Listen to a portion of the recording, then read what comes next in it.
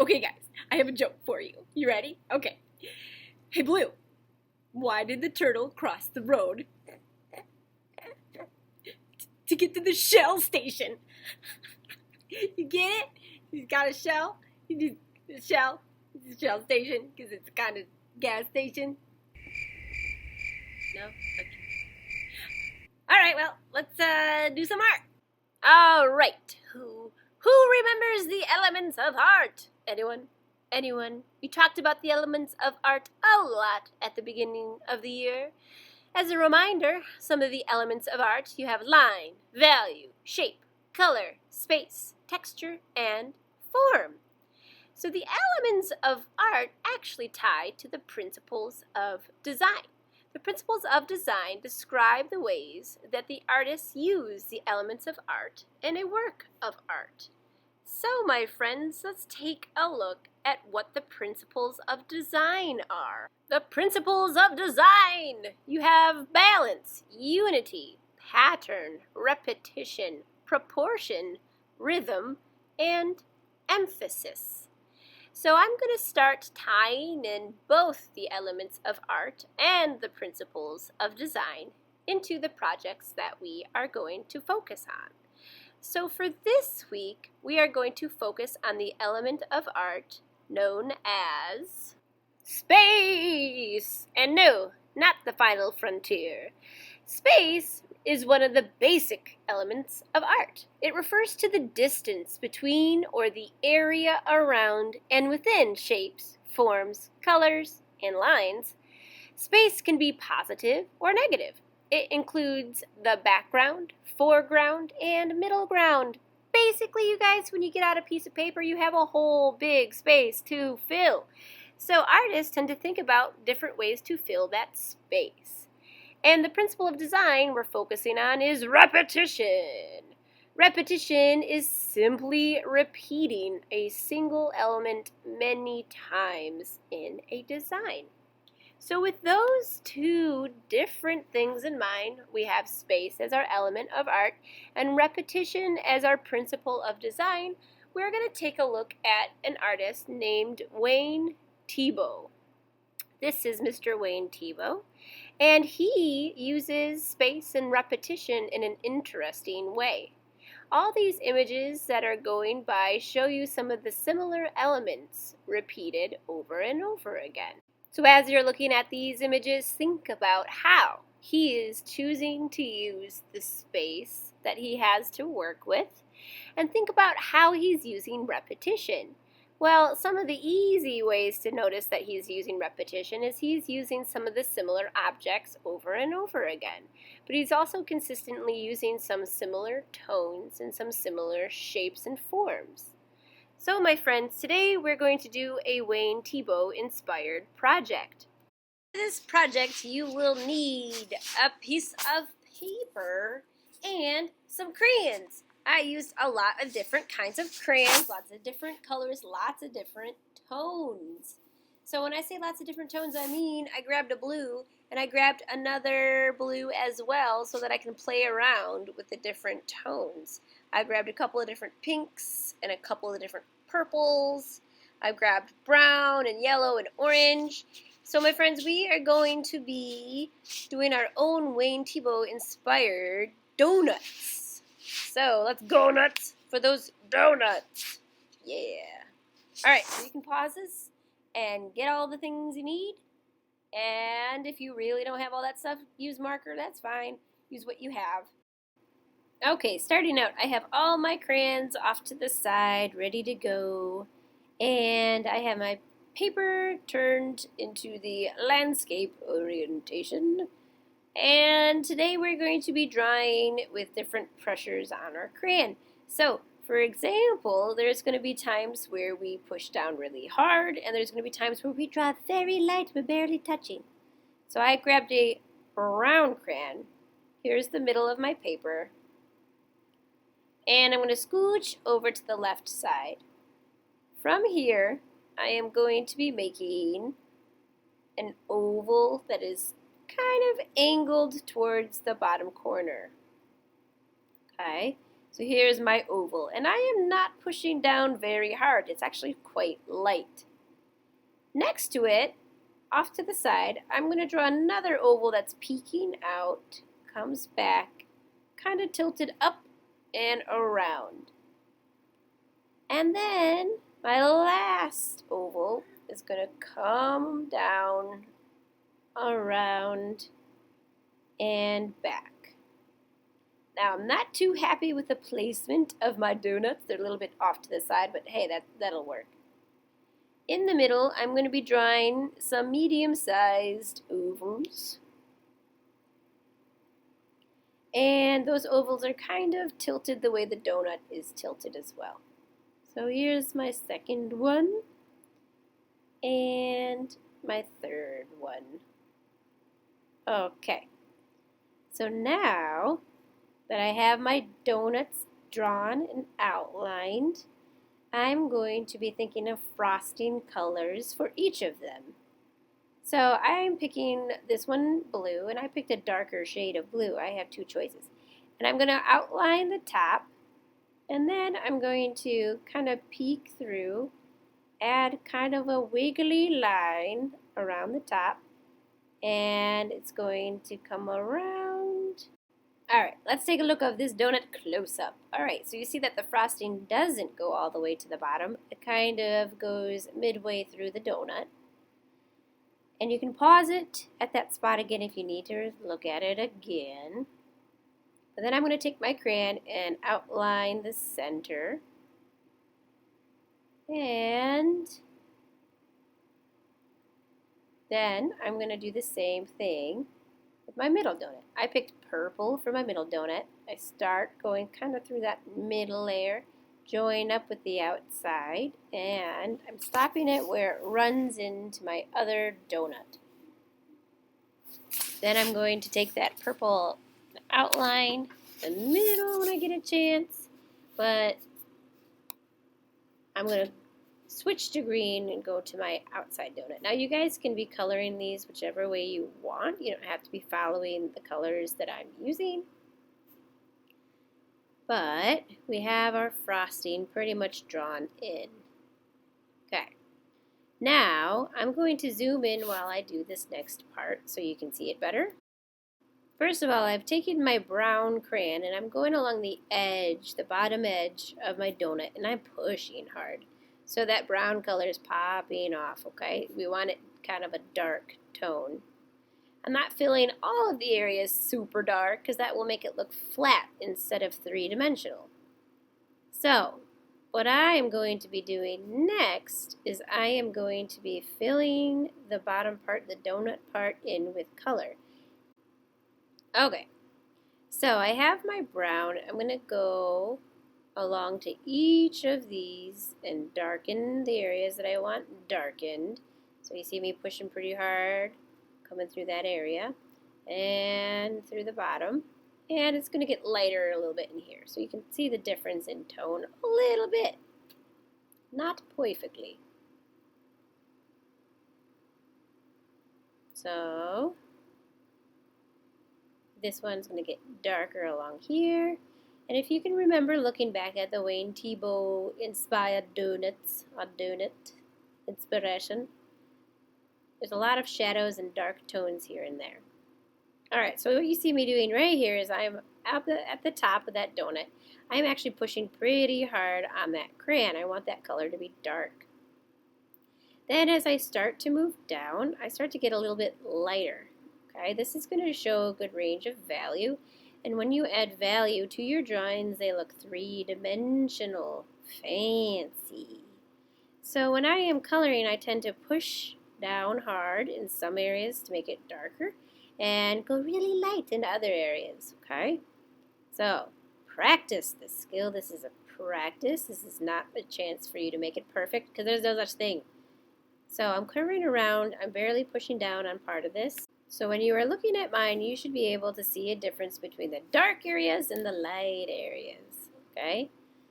So now that I've got that, I'm going to grab a yellow, and I'm going to overlap my brown areas with yellow. Okay, it's going to give it a little bit more of a warmer look to make it look a little bit more like a donut.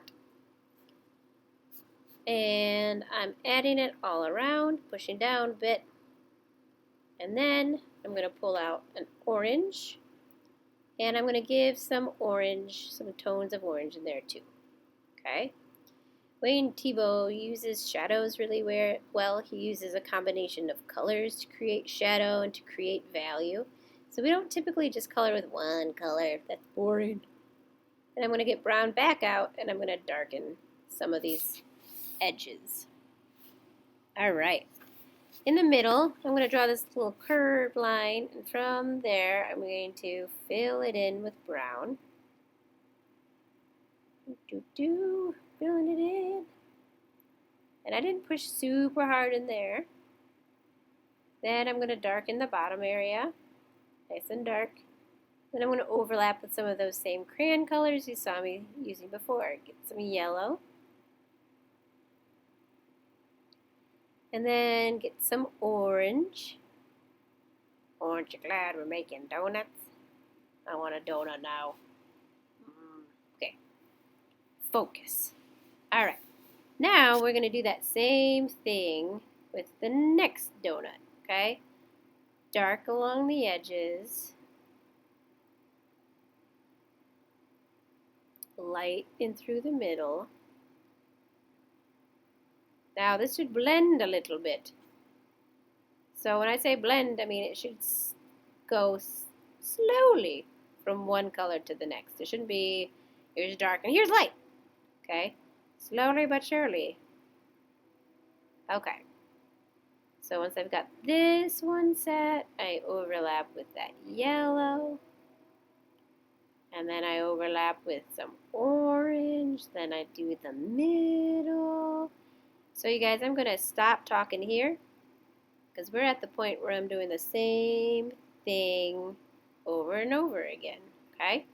So we're going to join back up when we get to frosting.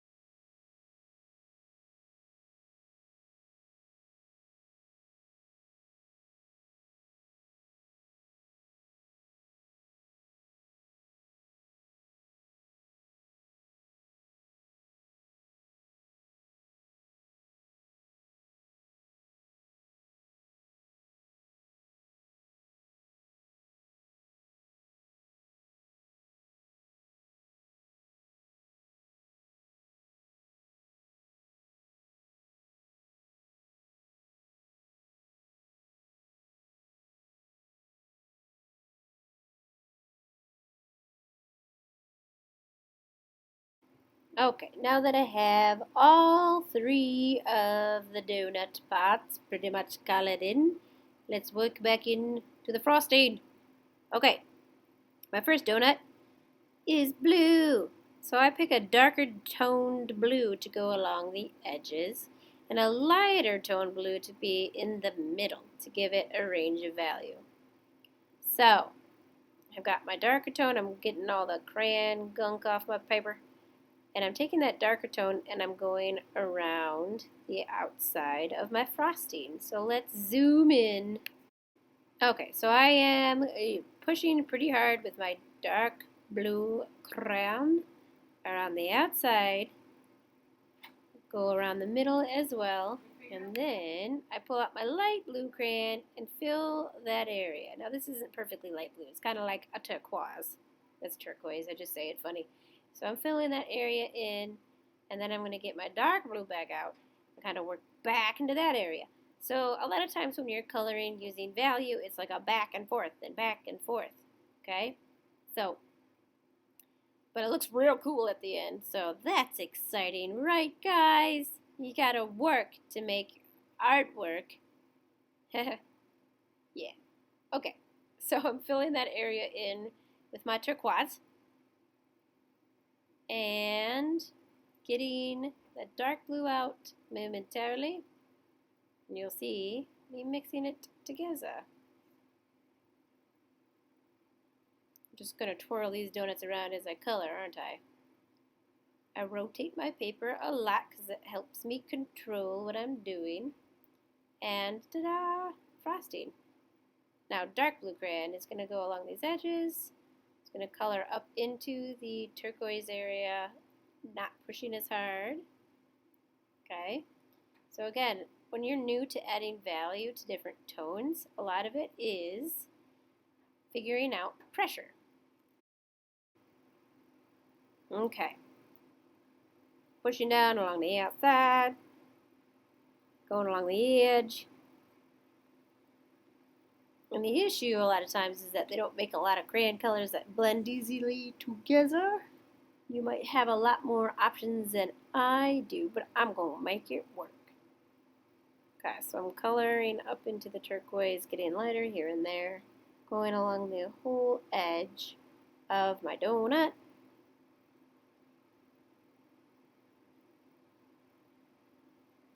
And then once I've got this all set, I'm going to move on to my purple donut. And it's going to pretty much follow that same system. Darker along the outside of the frosting to make it look more round. Find a lighter purple color in the middle, and then go back in with the darker color to blend it a bit. And once I'm done with that, I'm going to do the green one. So this really does depend on the colors you chose to color your frosting. So try to find different tones that are close together on the color wheel. So like I'm choosing a purple. Well, I'm currently using more of a reddish purple, so my bluish purple that I am going to add will make it look darker. I just used a turquoise and a blue color. So one looks darker than the other if you push down. If you don't know which ones look nice and dark next to your color tone, flip your paper over and test it on out on the back. Then my last one, I picked a noticeably lighter green and a very much so darker green. So we want different ranges of tone. If you use like an orange and you're not sure what color to use with it, red goes really well with orange to darken it. Or you could even go the opposite way where you choose orange and you then lighten it up with yellow. So the orange would be the darker color. So it kind of depends on where these colors are on the color wheel and how you use them. Alright, so I'm going to use this purple to darken. And at this point, I'm going to stop talking again because now I'm going to use my other crayon colors to darken. And then I'm going to move on to my last donut, doing the same thing. So I'm going to stop talking. You can watch as I color. You can pause it if you need to. So we're going to come back together to talk about shadows when we are ready.